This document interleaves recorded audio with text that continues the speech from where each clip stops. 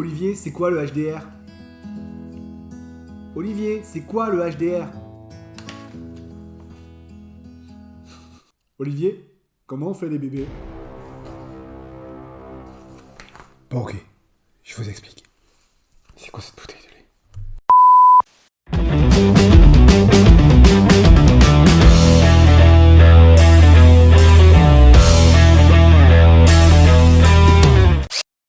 HDR veut dire High Dynamic Range, et en français, ça pourrait se traduire par plage dynamique étendue, mais c'est beaucoup moins glamour.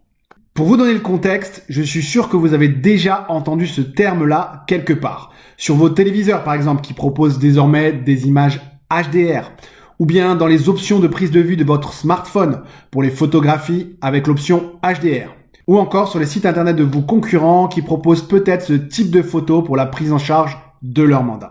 Donc vous l'avez compris, globalement le HDR est plutôt synonyme d'une image de qualité. Ok, j'ai compris, mais concrètement, le HDR, c'est quoi? En fin de compte, HDR est un terme qui désigne un certain type d'image. Pour faire court, un HDR est tout simplement une image plus riche, plus détaillée qu'une image classique.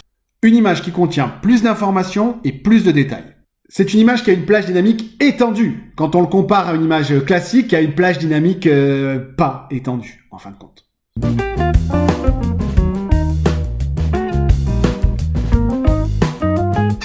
Je vous sens perdu là sur le terme de plage dynamique. Explication. La plage dynamique en termes d'image, elle est liée à la luminosité et à la quantité d'informations qu'elle peut capter dans les différentes zones de lumière. Pour faire simple, c'est un petit peu la profondeur de l'image entre son pixel le plus noir et son pixel le plus blanc. Évidemment, en fonction de votre matériel et notamment du capteur de l'appareil photo, vous allez pouvoir obtenir des images qui ont une plage dynamique plus ou moins large, plus ou moins riche. Concrètement, vous ne pourrez pas récolter d'informations, de pixels, de détails au-delà ou en deçà de la plage dynamique de votre capteur. Pour vous expliquer, considérons qu'une image a globalement 3 zones de luminosité différentes, la zone sombre, la zone moyenne et la zone claire. Une image classique, qui ne serait pas HDR, va donc avoir, par rapport à sa plage dynamique, un maximum d'informations dans l'une de ces zones et peu d'informations dans les 2 autres zones. En général, on a beaucoup d'informations dans la zone de moyenne luminosité, peu d'informations dans les zones sombres et les zones très claires de l'image. En comparaison, une image HDR aura beaucoup plus d'informations réparties dans les différentes zones lumineuses de notre image. En langage simple, on aura donc une image plus riche, plus détaillée, avec beaucoup plus d'informations dans les différentes zones lumineuses et un rendu beaucoup plus équilibré sur la totalité de l'image. Ici, sur le HDR, on a une plage dynamique étendue. On a donc élargi les capacités du capteur, on a étiré un petit peu les limites pour capter plus d'informations. Non mais ok, j'ai compris, le HDR c'est une image plus riche, je suis content de le savoir. Mais en immobilier, en quoi ça me concerne? Alors au-delà d'avoir une image plus riche et plus détaillée, en immobilier, le HDR il apporte d'autres avantages. Mais pour vous expliquer tout ça, on va se mettre en situation. Vous venez de rentrer un super mandat. Vous êtes en train de prendre les photos pour l'annonce immobilière. Vous êtes dans la pièce à vivre, cette magnifique pièce avec ses baies vitrées très larges et cette vue super sympa sur le jardin. La photo que vous êtes en train de faire, elle devrait être magique et mettre l'annonce bien en valeur. Vous êtes là, près de votre appareil, vous déclenchez avec ce petit sourire de satisfaction. Je sais, j'ai le même quand je travaille. La photo est prise. Vous regardez l'image obtenue et là, grosse déception. La photo obtenue n'est pas géniale. Elle est même catastrophique. Il y a ce foutu contre-jour là. On voit bien l'intérieur de la pièce. Mais par contre, les fenêtres sont toutes blanches. On ne voit même pas le jardin. Et c'est vraiment trop clair à ce niveau-là. Mais où est passée la vue? On touche ici aux limites d'un appareil photo. Il ne sait pas du tout gérer ce type d'image avec cette grande dynamique de lumière, cette grande différence entre la lumière à l'intérieur de la pièce et celle à l'extérieur de la pièce. Votre appareil, avec sa plage dynamique classique, va plutôt se concentrer sur une seule luminosité. Et normalement, il va travailler sur l'intérieur de la pièce parce que c'est la partie lumineuse qui occupe le plus d'espace sur le cadre de votre photo. Et ça, ça se fait au détriment des autres zones lumineuses. D'où les photos qui sont beaucoup trop claires. On n'a capté aucune information, aucun détail, aucun pixel dans la zone lumineuse très claire parce que notre plage dynamique était concentrée sur l'intérieur de la pièce. Rappelez-vous ce que je vous disais tout à l'heure sur les différentes zones de lumière de notre image. Ce type de scène que vous êtes en train de photographier présente une très forte dynamique de lumière entre la luminosité faible de l'intérieur de la pièce et la luminosité très forte extérieure à la pièce. Et pour avoir des informations dans toutes les zones de l'image, il nous faudrait une plage dynamique très large, ce que n'a pas notre appareil photo en mode classique, standard. Ici, nous avons une plage dynamique qui n'est pas suffisante pour couvrir l'ensemble des lumières de la scène que l'on veut photographier. Et donc l'appareil a fait un compromis en oubliant certains détails pour se concentrer sur d'autres.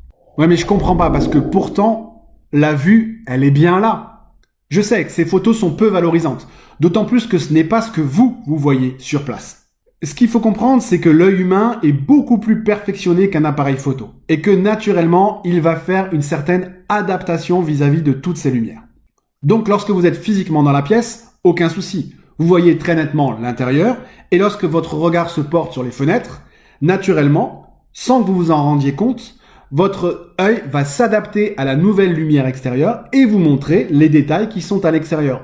Donc pour vous, la plage dynamique naturelle de l'œil humain étant très étendue et étant adaptative, on n'a aucun souci à passer de l'intérieur à l'extérieur. Et vous voyez notamment ce super jardin dont vous parlez dans l'annonce et qui n'apparaît pas sur votre photo. Et c'est pour ça aussi que de telles photos nous laissent une drôle d'impression.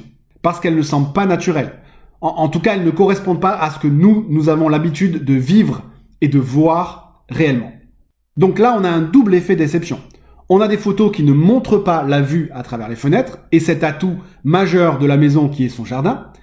Et on a aussi des photos qui nous laissent une drôle d'impression qui ne correspondent pas à ce que voit l'œil humain naturel, qui ne correspondent pas à notre réalité. Bref, on a des photos qui sont peu valorisantes et peu efficaces et qui donc ne vont pas remplir leur objectif de valorisation de votre annonce immobilière. Et donc la solution, ce serait le HDR. C'est ici, dans ces situations, que le HDR vous sera particulièrement utile. Il est terriblement efficace pour régler ce type de situation où on a une dynamique de lumière très forte, ce qu'on appelle dans le langage courant les contre-jours. Je vous le rappelle, un HDR est donc une image avec une plage dynamique étendue. Et du fait qu'il ait une plage dynamique plus large, il va pouvoir récolter des informations dans toutes les zones de lumière de notre image. Concrètement, vous allez voir sur l'image à la fois l'intérieur de la pièce et l'extérieur de manière correcte. Et là, avec de telles images, vous allez pouvoir reprendre votre sourire. Plus aucune frustration. On obtient une image qui montre autant la vue que la pièce. Et on oublie les contre-jours. Mais on obtient aussi une image plus équilibrée, plus naturelle, plus proche de ce que voit l'œil humain. Bref, là, on a une image qui est plus valorisante et plus efficace. Et en immobilier, une image efficace et valorisante, ça veut dire une annonce avec un maximum d'impact. Ok, je comprends. Mais alors du coup, j'ai une autre question. Comment est-ce que ça marche le HDR? Alors, pour réaliser un HDR, il va falloir enrichir notre photo. Il va falloir arriver à fournir plus de détails dans les différentes zones de lumière de notre image. Pour les plus techniques, il va falloir aller chercher des informations en dehors de la plage dynamique naturelle de notre appareil photo. Alors heureusement, de nos jours, on a des outils puissants, des ordinateurs et des appareils photo puissants qui vont nous permettre, grâce à une technique assez simple, de pouvoir créer ce type d'image. Et quelle que soit la mise en place ou le système de fonctionnement de tel ou tel appareil, la technique de base, elle est la même. Votre appareil photo va en fait prendre plusieurs photos de la même scène avec des expositions différentes pour pouvoir récolter des images dans les zones sombres, dans les zones moyennes et dans les zones claires. Et ensuite, à partir de ces différentes photos, il va les fusionner en une seule photo finale qui va être une photo avec une plage dynamique plus étendue, récoltée à partir de plusieurs images au lieu d'une seule image. Alors évidemment, il y a plein de techniques pour réaliser ce HDR.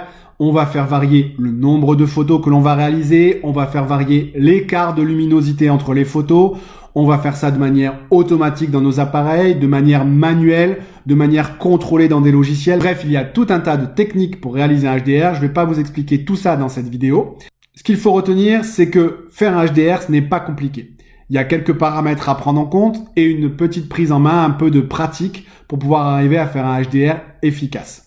Surtout qu'en immobilier, on va rester sobre parce qu'il y a HDR et HDR et qu'on peut pousser très loin dans ces retranchements les paramètres et obtenir au final des images qui sont pas naturelles et dont le rendu va dévaloriser l'image. Donc pour vos photographies immobilières, il va falloir savoir rester raisonnable, avoir une méthode de travail qui soit efficace, optimisée et organisée. Mais je vous parlerai de tout ça dans d'autres épisodes, c'est promis. Parce que là maintenant, pour aujourd'hui, il est temps de conclure. Le HDR est une image enrichie, permettant de gérer au mieux les contre-jours et d'obtenir une image équilibrée et naturelle, lorsqu'il est bien dosé et bien utilisé. Ce type d'image est particulièrement efficace en immobilier pour valoriser les pièces et avoir un rendu proche de ce que voit l'œil humain. Il est très efficace pour gérer les contre-jours et mettre en avant les vues vers les extérieurs. À mon sens, aujourd'hui, le HDR est devenu un standard du marché en termes de qualité de photo pour des annonces immobilières. Beaucoup de professionnels proposent déjà ce type de photo et si vous ne vous êtes pas encore penché sur la question, il est urgent de le faire. Rappelez-vous que ce sont vos images qui construisent votre image de professionnel et que sur le long terme, si vous voulez performer dans le domaine de l'immobilier, vous appuyez sur des bonnes photographies, c'est une très bonne idée. Je reste évidemment à votre disposition si vous voulez en parler sur les différentes possibilités. D'ici là, je vous prépare plein d'autres vidéos, donc restez connectés. N'oubliez pas de vous abonner à la chaîne. Je vous dis à très vite et n'oubliez pas, en immobilier, ce sont vos images qui construisent votre image de professionnel. Ne les négligez pas. À très vite, salut!